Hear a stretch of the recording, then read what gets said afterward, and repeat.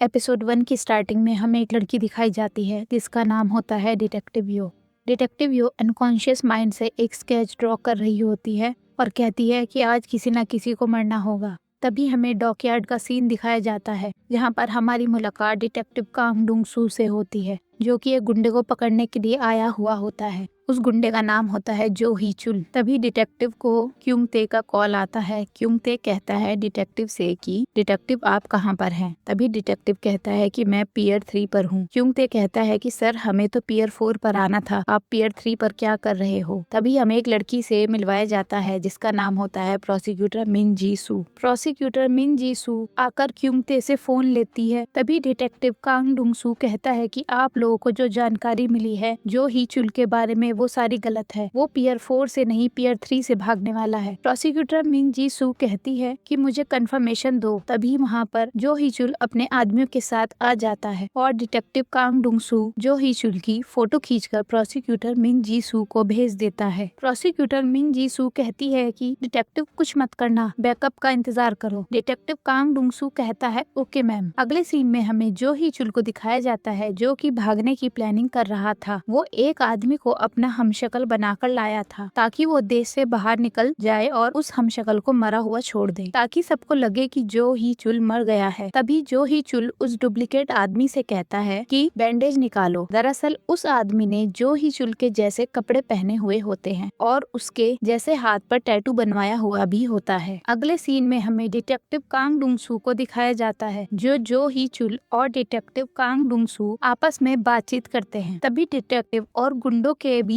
में हाथापाई शुरू हो जाती है। हाथापाई के दौरान डिटेक्टिव कांग डुंग सू उन गुंडों को बहुत ही बुरी तरीके से मारता है। तभी वो जो ही चुल का हमशक्ल होता है डिटेक्टिव की तरफ बंदूक तान देता है। डिटेक्टिव कहता है कि मैं तुम्हें बचाने आया हूँ। वो बहरूपिया डिटेक्टिव की एक भी बात नहीं सुनता। तभी वहाँ पर हमें वही लड़की दिखाई जाती है जो स्केच बना रही थी, जिसका नाम डिटेक्टिव यो था। डिटेक्टिव यो उस बहरूपिया को बातों में उलझाकर उससे बंदूक छीन लेती है और डिटेक्टिव कांग डुंग सू जो ही चुल के पीछे चला जाता है। डिटेक्टिव कांग डुंग सू उनकी बोट का पीछा करता है और उस बोट पर चढ़ जाता है। अचानक एक गुंडा डिटेक्टिव कांग डुंग सू के सामने आ जाता है। डिटेक्टिव उस गुंडे से कहता है अबे रुक जा भाई, थोड़ा सा तो आराम करने दे, आते ही लड़ने लगा। डिटेक्टिव कहता है चल तुझे लड़ना ही है तो आजा। डिटेक्टिव उस आदमी को बहुत ही बुरी तरीके से मारता है। तभी डिटेक्टिव के पीछे जो ही चुल आकर उसके सिर पर डंडा मार देता है। जो ही चुल डिटेक्टिव से कहता है डिटेक्टिव क्या तुमने वो टीवी पर एनिमल किड वाला शो देखा है? जो ही चुल कहता है मुझे वो शो बहुत पसंद है। तभी जो ही चुल कहता है पता है डिटेक्टिव, यह दुनिया देखने में बहुत ही कॉम्प्लिकेटेड लगती है मगर सिर्फ वहाँ पर एक ही रूल है। जानते हो वो रूल क्या है? कमजोर लोगों को मरना ही होगा और ताकतवर हमेशा राज करेगा। तभी डिटेक्टिव कांग डुंग सू कहता है तुम एनिमल किंगडम की बात कर रहे हो ना, वो एक अलग ही दुनिया है। कहता है वहाँ सारे जानवर मिलजुल कर रहते हैं, तुम्हारी तरह लालची नहीं होते, तुम उनसे अपने आप को कंपेयर मत करो। तभी डिटेक्टिव कहता है कि तुम ऐसे नहीं मानोगे। फिर डिटेक्टिव कांग डुंग सू जो ही चुल को पानी में गिरा देता है। पानी में गिरने के कारण जो ही चुल की मौत हो जाती है और यहीं पर डिटेक्टिव यो की भविष्यवाणी सच होती है। अगले सीन में हमें डॉकयार्ड पर डिटेक्टिव यो को स्केच बनाते हुए दिखाया जाता है। अगले सीन में हमें डिटेक्टिव कांग डुंग सू दिखाया जाता है जो कि मरहम पट्टी करवा रहा होता है। तभी वहाँ पर क्युंग ते आता है और कहता है सर आपको ज्यादा चोट तो नहीं लगी? डिटेक्टिव कहता है बिल्कुल भी नहीं, मुझे क्या होगा, मैं तो फौलाद का बना हुआ हूँ। तभी डिटेक्टिव कांग डुंग सू क्युंग ते से कहता है कि क्या तुम्हें इस डॉकयार्ड पर एक लड़की मिली? क्युंग ते कहता है गुंडों को अब लड़कियां भी ज्वाइन करने लगी है। तभी डिटेक्टिव कांग डुंग सू डॉकयार्ड की छानबीन करने लगता है। छानबीन करते समय डिटेक्टिव यो डिटेक्टिव कांग डुंग सू को पीछे से पकड़कर नीचे गिरा देती है, पर डिटेक्टिव उसकी डायरी ले लेता है। डिटेक्टिव यो वहाँ से भाग जाती है। डिटेक्टिव कांग डुंग सू डिटेक्टिव यो के स्केच देखकर बहुत शौक हो जाते हैं और छानबीन करने लगते हैं। अगले सीन में हमें ये दिखाया जाता है कि प्रोसिक्यूटर मिन जी सू डिटेक्टिव कांग डुंग सू से मिलने जाती है। डिटेक्टिव और प्रोसिक्यूटर मिन जी सू बाहर आकर बातचीत करते हैं। दरअसल डिटेक्टिव और प्रोसिक्यूटर मिन एक दूसरे को ऐसे देखते हैं जैसे लोगों को पता ही न लगे कि वो एक दूसरे को जानते हैं। प्रोसिक्यूटर मिन जी सू डिटेक्टिव कांग डुंग सू की मंगेतर होती है। वो दोनों आपस में बातचीत करते हैं। प्रोसिक्यूटर मिन जी सू कहती है, क्या तुमने मुझे पर कुछ अलग नोटिस किया? डिटेक्टिव कहता है, चलो एक बार देख ही लेते हैं, कुछ तो अलग लग रहा है। डिटेक्टिव कहता है कि हाँ, तुम्हारा नेकलेस ये जो मैंने दिया था वही है ना जो आज तुम पहन कर आई हो? प्रोसिक्यूटर मिन जी सू का मुंह उतर जाता है। प्रोसिक्यूटर मिन जी सू डिटेक्टिव से पूछती है कि तुम्हें और कुछ अजीब नहीं लग रहा है मेरे अंदर? तभी प्रोसिक्यूटर मिन जी सू अपने बालों की तरफ इशारा करती है। डिटेक्टिव हंसते हुए कहता है, हाँ मुझे पता चल गया। डिटेक्टिव कहता है, तुम्हारे बाल, तुम आज बाल कटवा के आई हो ना, तुम्हारे आधे सेंटीमीटर बालों का फर्क पता चल रहा है। प्रोसिक्यूटर मिन जी सू का मूड और खराब हो जाता है। कहती है, डिटेक्टिव तुम्हारे बस की कुछ नहीं है। फिर वो अपने हाथों को दिखाती है। तभी डिटेक्टिव कहता है, अंगूठी आ गई क्या? डिटेक्टिव अचानक प्रोसिक्यूटर मिन जी सू की रिंग को देखकर शॉक हो जाता है, क्योंकि उस रिंग पर वही लिखा होता है जो डिटेक्टिव ने स्केचबुक में देखा था। स्केचबुक की एक ड्राइंग में उसने वही अंगूठी देखी थी, जिसे देखकर वो शॉक में पड़ जाता है। उस ड्राइंग में एक आदमी अपनी बाह में लड़की को लेकर रो रहा होता है। अगले सीन में हमें दिखाया जाता है कि डिटेक्टिव कांग डुंग सू उस स्केच वाली डायरी से सारे हत्याकांड को मिलाता है। वो सभी घटनाएं सेम उसी दिन की है। डिटेक्टिव और शॉक में पड़ जाता है। तभी डिटेक्टिव और छानबीन करना शुरू कर देता है। अगले सीन में डिटेक्टिव एक लड़की से मिलने जाता है जो ट्रैफिक पुलिस में थी। उससे वो उस लड़की के बारे में पूछता है और कहता है, क्या तुम्हारे पास उस लड़की का नंबर है? वो लड़की कहती है, शायद है। तो वो लड़की डिटेक्टिव को उसका नंबर दे देती है। तभी डिटेक्टिव उस लड़की को फोन मिलाता है तो वह लड़की डिटेक्टिव के पीछे ही आ रही होती है, जिसका नाम होता है डिटेक्टिव यो। वो लड़की कहती है, हेलो, कौन बोल रहा है? डिटेक्टिव आसपास देखने लगता है पर उसे पता नहीं चलता कि वो लड़की उसके पीछे खड़ी हुई है। डिटेक्टिव कहता है कि तुम तो वही लड़की हो जो चौकीयार्ड में देखी थी।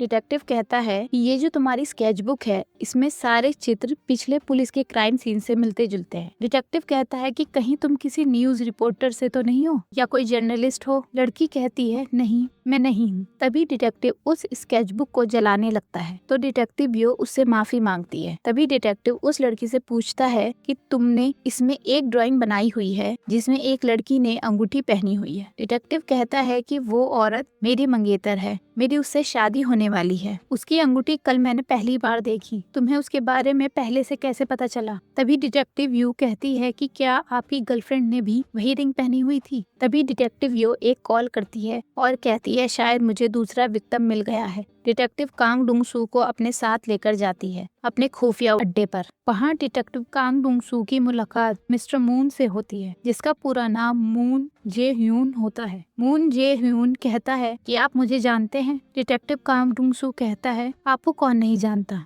मून जे ह्यून कहता है कि आओ मैं तुम्हें सबसे मिलवाता हूँ। ये जो लड़की दिखाई गई है, इस लड़की का नाम है लेफ्टिनेंट यंग शिम है। लेफ्टिनेंट यंग शिम ने लगातार 4 साल कंप्यूटर हैकिंग का कंपटीशन जीता है। डिटेक्टिव कांग डुंग सू पूछते हैं कि यह कौन सी जगह है। मून जे ह्यून बताते हैं कि हम क्राइम को होने से पहले ही रोक देते हैं, यही हमारी स्पेशलिटी है। डिटेक्टिव यो कहती है कि ये जो आप तस्वीर देख रहे हैं, ये ज्यादा से ज्यादा 3 दिन या 1 दिन पहले ही बनाई गई है। डिटेक्टिव यो कहती है कि मैं भविष्य देख सकती हूँ, जो क्राइम होने वाला होता है वो मुझे पहले ही पता चल जाता है। डिटेक्टिव यो कहती है कि बहुत इंटरेस्टिंग लगता है ना ये सुनने में। डिटेक्टिव कांग डुंग सू कहता है कि तुम और भविष्य देख सकती हो ही नहीं सकता, तुम चिमकांडी जैसे शक्ल की लड़की, तुम भविष्य देख सकती हो? मुझे विश्वास ही नहीं होता। अच्छा चलो जल्दी, तुम्हारे मुझे बताओ कैमरा कहाँ लगे हुए हैं? तुम मेरा पोपट बना रहे हो ना? डिटेक्टिव कहता है कि अच्छा चलो मान लेता हूँ कि तुम जो कह रहे हो वो सच है, ठीक है। और ये कहकर वहाँ से चला जाता है। जाते जाते डिटेक्टिव कांग डुंग सू कहता है कि तुम जिसकी तस्वीर देख रहे हो उसे एंकल ब्रेसलेट कहते हैं। अगले सीन में हमें प्रोसिक्यूटर मिन जी सू और डिटेक्टिव कांग डुंग सू दोनों को एक साथ दिखाया जाता है, जो एक दूसरे से बात कर रहे होते हैं। बातों बातों में प्रोसिक्यूटर मिन जी सू कहती है कि तुम फील्ड वर्क का काम क्यों कर रहे हो, ऑफिस वर्क ले लो, ज्यादा सही रहेगा। तभी डिटेक्टिव घुमा फिरा कर कहता है कि शायद तुम्हें काफी दिनों से छुट्टी नहीं ली है ना,